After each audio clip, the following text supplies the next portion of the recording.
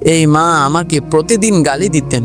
আমি নবীজি সাল্লাল্লাহু আলাইহি ওয়াসাল্লামকে অনুসরণ করি বলে যে তোমাকে কষ্ট দেয় তাকেও তুমি ভালোবাসো, যে তোমার প্রতি জুলুম করে তারও পাশে তুমি দাঁড়িয়ে যাও। বিসমিল্লাহির রহমানির রহিম। মদিনার এক কোণে থাকতেন এক বৃদ্ধ, একজন অন্ধ মা। তার একমাত্র সন্তান ছিলেন বদরের যুদ্ধে শহীদ হয়ে যায়। সেই থেকেই তিনি একা হয়ে যান।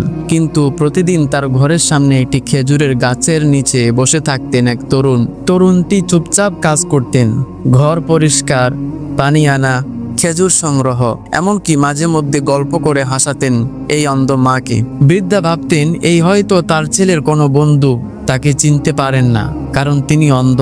একদিন প্রতিবেশী এক নারী জিজ্ঞেস করলেন, তুমি এই বৃদ্ধার জন্য এত কিছু করো, তোমার কি কোনো আত্মীয়তা আছে তার সাথে? তরুণ মুস্কি হাসলেন আর বললেন, এই মা আমাকে প্রতিদিন গালি দিতেন।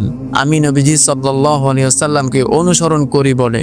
প্রতিবেশী স্তব্ধ আর বলতে লাগলেন, তবু তুমি তার সেবা করো কেন?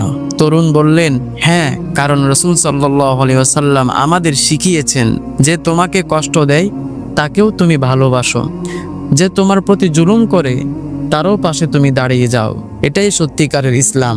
এই তরুণ আর কেউ নন, তিনি ছিলেন হযরত আবু হুরায়রা রাদিয়াল্লাহু তাআলা আন। ইসলাম শুধু নামাজ রোজা নয়, ইসলাম মানে আচরণ, দয়া, ক্ষমা। যারা আমাদের ঘৃণা করে তাদের প্রতিও দয়ালু থাকা, এটাই নবীর আদর্শ। ভালোবাসা দিয়ে দুনিয়া বদলানো যায়, কিন্তু ঘৃণায় নয়।